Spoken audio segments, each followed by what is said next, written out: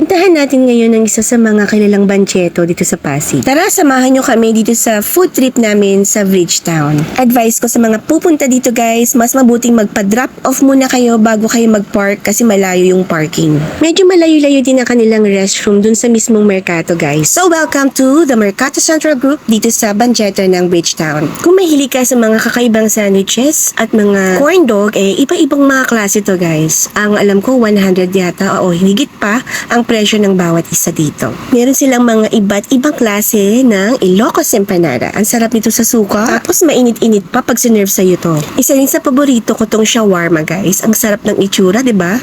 Kung trip mo naman ang mga street foods, hindi pa huhuli dito guys. Meron yung liempo, barbecue, squid, hotdog. Meron din dito yung mga laman loob guys. Kung mahilig kayo dito, maraming variety na kung saan pwede yung pagpilian. Kung mahilig ka naman sa Wagyu Japanese beef, meron silang mga iba't ibang pagpipilian dito. Medyo pricey ng konti pero alam ko namang kalidad din ang kanilang mga lasa. Sobrang natuwa din ako kasi meron silang stir-fry noodles dito. Mahilig kasi ako dito Napaka-affordable guys ng presyo for only 120 pesos. Lahat ng ingredients na nakikita nyo parte ng inyong stir-fry noodles. At kung ayaw nyo naman, pwede nyo namang i-exclude. Good for 2 persons na guys yung isang order. At sa mga banchetto, hindi mawawala ang chicken skin, ang ating shrimp, dynamite, at syempre ang ating chicharon bulaklak. Guys, masarap to. At squid, may calamares sila. At number 1 para sa akin itong kimpi. Sobrang crunchy nito guys. Nag-range sa 100 and above ang kanilang presyo guys. Depende sa grams ng inyong bibilhin. Para sa akin, suwakto sa mga nagpapalipas ng oras o kasama mga tropa. Tara na sa banchetto dito sa Bridgetown. Isa ito sa magandang banchetto na napuntahan ko kasi malinis, cozy, at may mga kantang pampasko.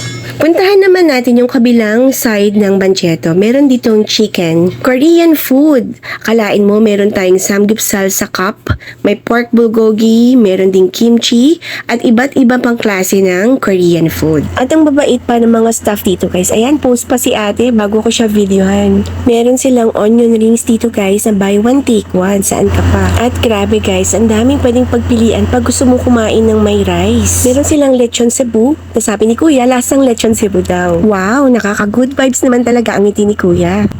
At ito guys, kumakain na kami at this moment sa wakas. Nakahanap din kami ng mesa. At dahil peak season ngayon guys, kailangan mong magtiyaga para meron kang table na kakainan. At super bet namin itong kimpi guys. Sobrang crunchy, ang sarap. Lalong sumasarap yung pagkain kapag kumpleto ang pamilya, di ba? Pagkatapos kumain ay naisipan naming maglakad-lakad. Ito ang itsura ng banchetto guys. Sa totoo lang, hindi lang naman yung pagkain ang hinahanap natin pag ganitong mga panahon. Mas mahalaga sa atin ang makasama yung ating pamilya, makakwentuhan, makabonding, ganun din yung mga kaibigan nating matagal na nating hindi nakakasama. At habang naglalakad, ay nakita ko na naman itong paborito ng asawa ko, ang fish cake. Nag-range sa 100 pesos and above yung isang cup. At kahit busog pa ay wala akong nagawa sa asawa ko kundi tikman at umorder nitong fish cake na paborito niya. In fairness, masarap siya guys. Nagustuhan ko to.